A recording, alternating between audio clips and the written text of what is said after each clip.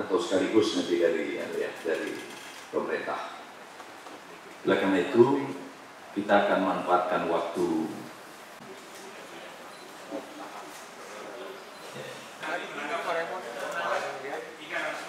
jadi anggota ini sebenarnya pertanyaan murid yang Indosuria Citra sehingga operasi simpan yang awalnya diawali dengan penerbitan atau penjualan produk MTN medium term notes yang tidak sesuai prosedur melalui perusahaan Indosuria Inti Finance. Beberapa waktu berjalan, kegiatan ini kemudian ditegur dan dilarang, kemudian dihentikan. Menghimpun dana secara ilegal dari masyarakat dengan berkedok koperasi.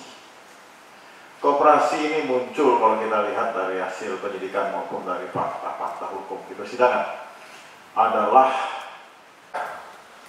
23.000 orang ini terhimpunlah dana. Tadi yang salah adalah hakimnya di dalam mengkonstruksikan hukumnya.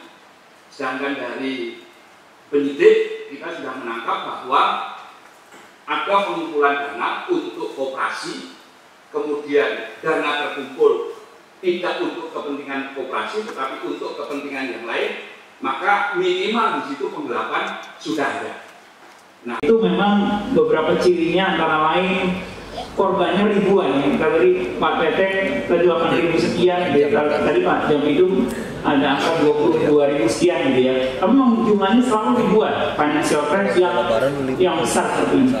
Yang kedua, dan ini sangat penting, dan ini kenapa akhirnya putusannya bisa lepas begitu, melibatkan kalkulasi, hitung-hitungan, tindakan yang direncanakan, yang diketahui oleh si pelaku sebagai memang sesuatu yang ilegal.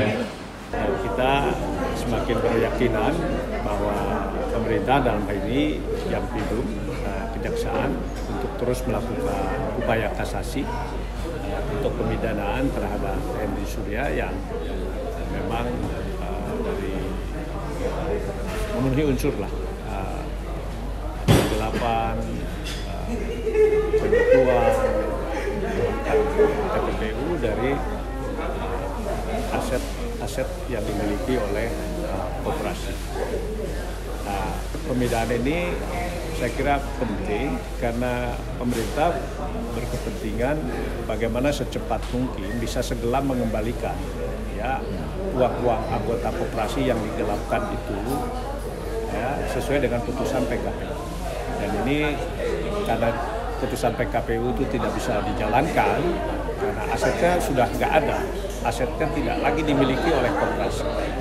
Ya, sehingga ini harus ada penyitaan terhadap aset-aset yang sudah digelapkan oleh pengurus koperasi itu. Jadi saya kira dua hal itu yang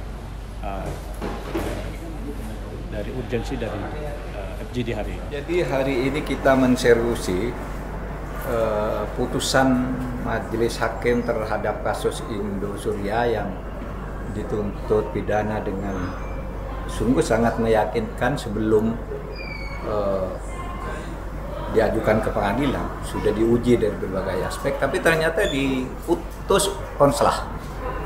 Nah, sekarang kita uji lagi melalui pakar dari berbagai kampus nih, dari Unhas, dari UI, dari UGM, kemudian para pekerja hukum semuanya menilai memang putusan yang dikeluarkan menjadi unsah itu menjadi sangat-sangat tidak tepat karena ternyata belokan-belokan ukuran kesalahannya menggunakan undang-undang perbankan, tapi ketika memutus lalu menggunakan undang-undang koperasi, undang-undang perbankannya disetujui, itu rata-rata seperti itu bahwa itu salah dan itu bisa diterapkan, tapi tiba-tiba berbelok pakai undang-undang koperasi. Nah, itu semua nanti akan dikemukakan baik kepada pengadilan maupun kepada masyarakat tentunya, agar kita tidak dianggap maunya sendiri.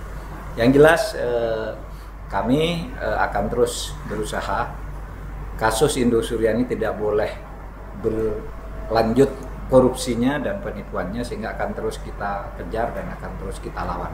Nah, itu kami sekarang sedang melakukan bedah kasus ya sebenarnya eksaminasi terhadap kalimat per kalimat yang dikeluarkan oleh hakim itu. Apa langkahnya Pak setelah nanti ini? Setelah bedah kasus ini akan seperti apa Pak? Satu, kita akan mengajukan kasasi ya bahwa putusan itu salah. Tidak benar kalau vonisnya Aun salah karena jelas-jelas tindak pidana. Yang kedua, kita sedang dan akan meneruskan membuka kasus-kasus lain terkait Indosuria ini di mana pengadunya lain, tempatnya lain. Pokoknya kita tidak boleh kalah dengan kejahatan. Negara harus hadir.